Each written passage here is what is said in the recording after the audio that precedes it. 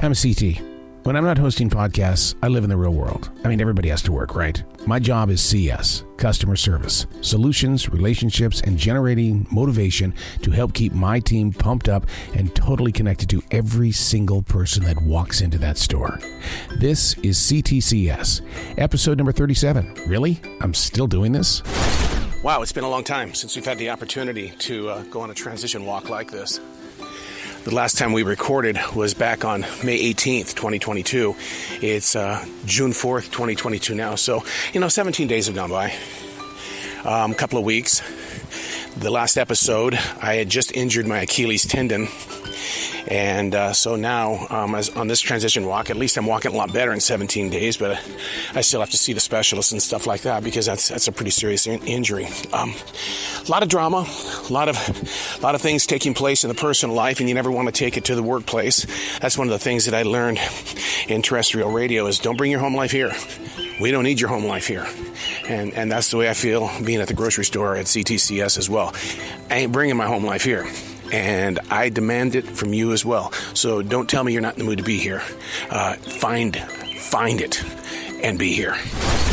All right, leaving the comforts of my Ford F-150. Time to go in and get this day started.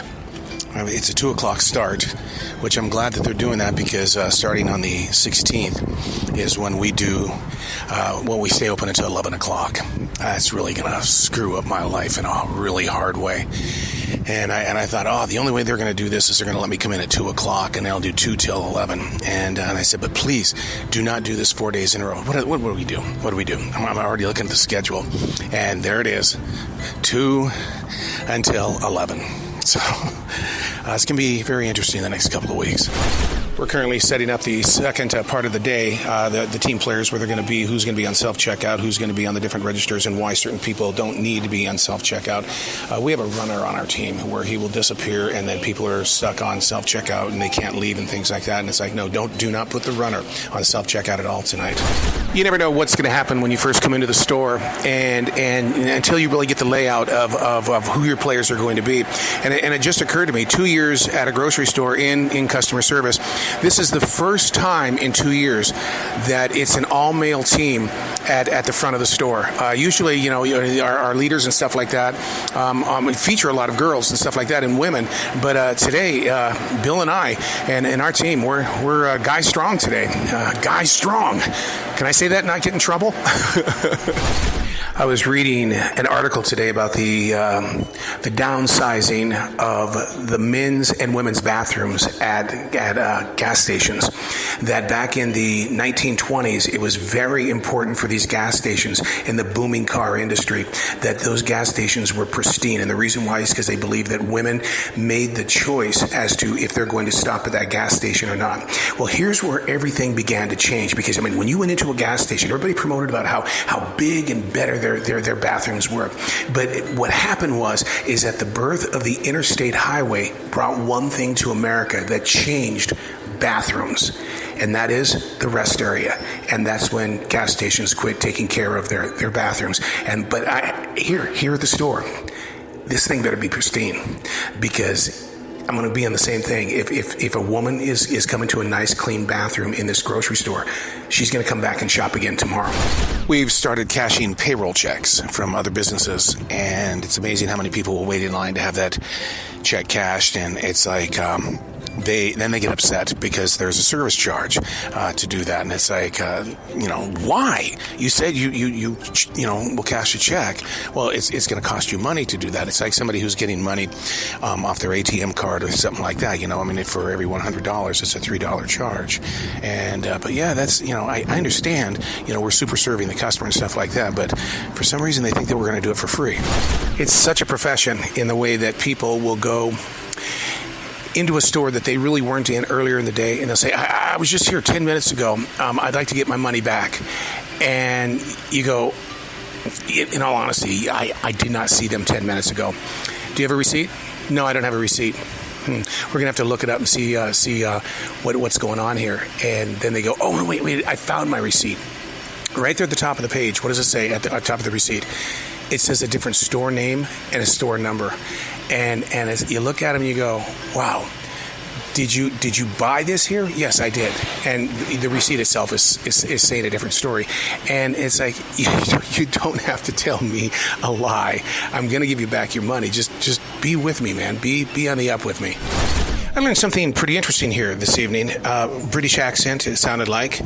And she comes in, she says, I would like to have 3 lucky picks, please. And I'm going, lucky picks? You mean lucky 7 picks when it comes to the lottery? I know, I want the 3 lucky picks. And she looks at her boyfriend, because the boyfriend knew that I was a little bit confused. And I said, I don't have something called the lucky picks. And she goes, oh, that's right. You call it the Powerball or something like that. Over where I'm from, it's the lucky picks. Taking that other walk that I take during a C.T.C.S. day, and that is to clear the store. We are closed, and this store is full, and that's what the summer months are going to be bringing to us.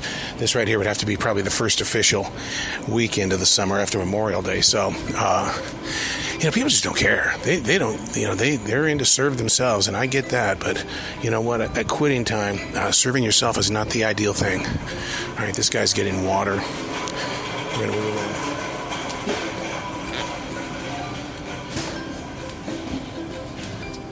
We're going to have to start making our way to the front, okay, sir? Thank you. Okay. Thank you for coming in tonight.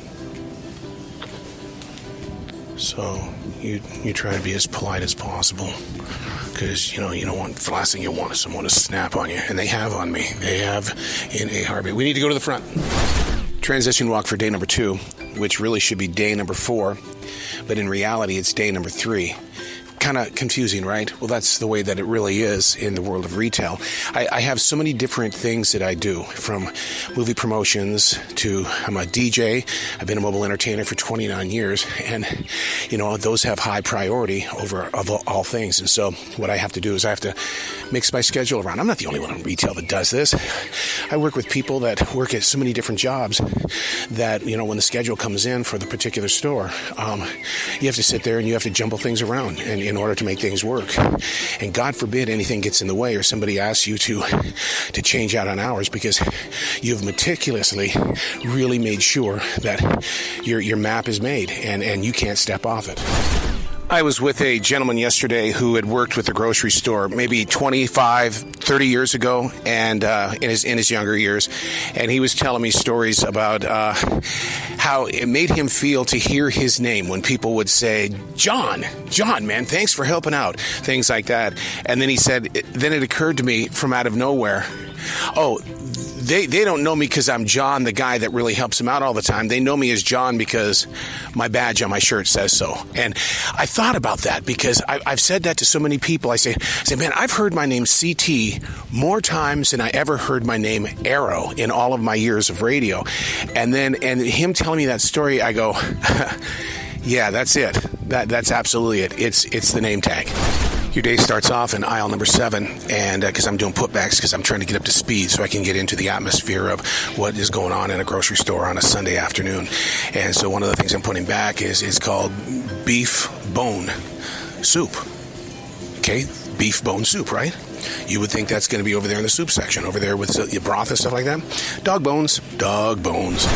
3 hours into the day, and my Achilles tendon is just on fire.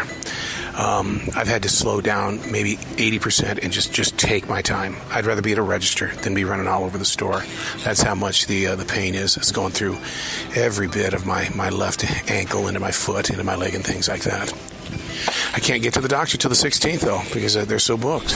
I got a call to go over to register number 5, and something was not right with the check, and she goes, it doesn't feel right, and it had a glossy feel about it, and we handle checks all the time, and so it's right, it was very glossy, it was very soft, very smooth, and so and I looked at it and realized this is a fake check, and I said, I need to see your ID, and he goes, I don't have my ID with me, and I said, well, I can't take this, there's no way. He says, well, I put my driver's license number on it. So that's really cool that you did that. And I said, said, but I need to see you physically. I need to see it to make sure that this is your check. So he leaves for about 2 seconds from the store, comes back in with an ID. And right away I look at it. It did not even match the number that he put on there. And more importantly, it didn't even match the name that was on the check. And then he goes, well, what am I going to do? I said, well, you're not going to use this check here. Only to find out when the check was in my hand, it was absolutely a photocopy. I know nothing about beer or wine, and yet most of the things that I put back on the shelves are beer and wine. And maybe one day I'll understand what a Pinot Noir or whatever that is, or a Sauvignon or whatever that stuff is. It's just never been my thing, and especially with beer. I mean, all beers taste the same. All right, send your reject letters to me right now, because you know you're going to tell me that no, they don't taste the same. Yeah, so does all wine. It all just tastes and smells the same. We do a lot of wine tastes in the store over at what we call the Tavern, and today they're promoting a wine. It's spelled Matau, and so I go over to the promo person thinking, oh, I'm going to go hang out with an expert. I'm going to learn something, because I know nothing about beer and wine.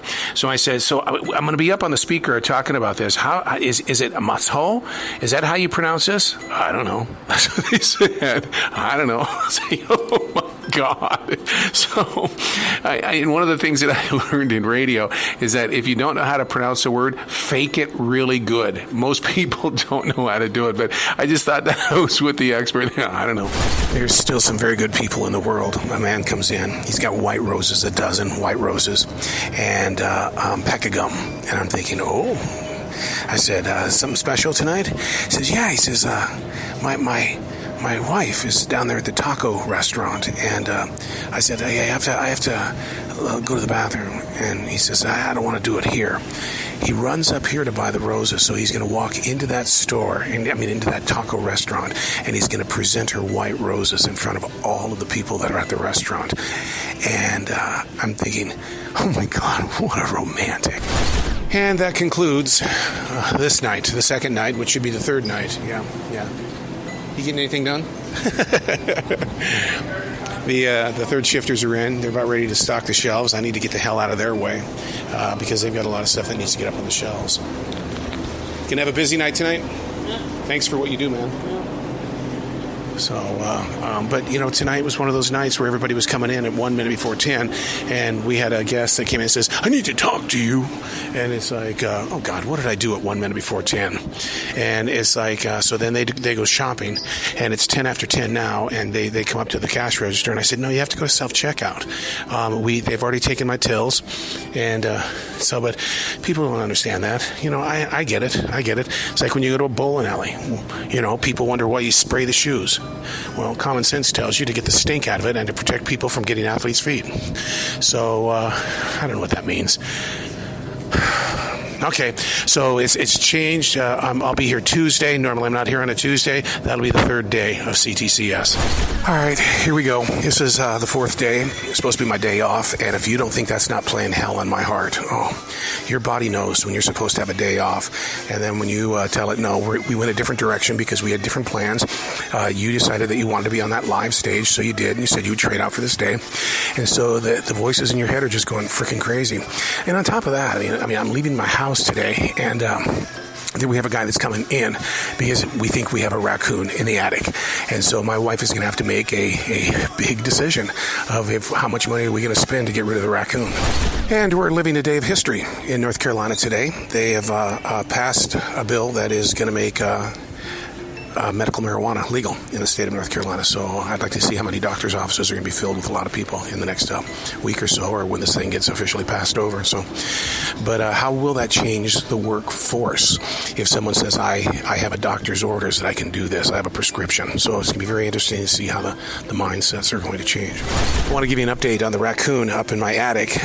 My wife actually physically called the store to tell me what the news was, and the exterminator went up there The very second they entered the attic, there was the raccoon looking right at the guy. So now what they're going to do is they're going to put a trap outside with some bait and stuff like that and take care of the situation. And they're also going to fix the two different entry points where the raccoons went in. Hopefully there's only one raccoon up there. It always sounded like there was only one, but my God, I actually thought somebody was living upstairs. What do they call it? Frogging? And but it's just crazy. One of my favorite guests is a 92-year-old Russian woman who comes in and shares some of the most incredible stories. And she's always, your mother is your best friend ever. She gave you life, your mother. And it's just amazing. And so I asked her today, I said, so when is your birthday? And she goes, I'm going to be 93. And I said, I know, I can't wait to sing to you. Don't make me wait. You sing to me now. I've known Emily for many, many, many years. Emily and her sister have been to many of our movie promotions and premieres and things like that. And so when I learned that her father passed away a few weeks ago, and we may have talked about this on a past episode of C.T.C.S., but I just saw her a few minutes ago, and she's still having a tough time dealing with everything that's going on. And, you know, there comes a time where just nothing else matters in the world except to be the listener, to let her talk, to let her. And I think, you know, maybe there's a vibration I send out to my coworkers and stuff like that is, don't break me out of this conversation. This one needs to take place. About 3/4 of the way done with the night, and my Achilles tendon is on fire. Doesn't matter how many exercises I've been doing in customer service or how I'm trying to stretch it and relieve it and you know, take this Aleve dual action. It's whew. So tomorrow I'll have the day off and hope to God we can glue some stuff back together again. Okay, that's going to be the wrap up. I'm walking the store right now because we're into the summer months. People, you know what? What's going to happen is next week we're going to go to 11 o'clock at night, and I was just talking with one of the managers on duty, and it's going to be an automatic win. When people find out that we're open till 11 o'clock, this is going to be one smoking joint. And I'll tell you, I think they should have the bar open a little bit longer than what they do, because not only is everybody else putting in the hours, but I think that we could really turn this into a more community-driven place with that bar, because it, you know, communications, a centralized, safe place for people. So, you know, what the hell? It's not my store, but we'll be maybe one day. But, whew, man, what a time. Hey, let me ask you a question. My sister a few episodes ago was put in the hospital because of her heart. It's now been almost 21 days, and she's still in the hospital because of her heart. And they told her today to get her things together. And I think you know what I mean by that, and so does she. And I'm going to be having a conversation with her on the way home. If you believe in the power of prayer, let's be a community in that, okay? Praying for my sister.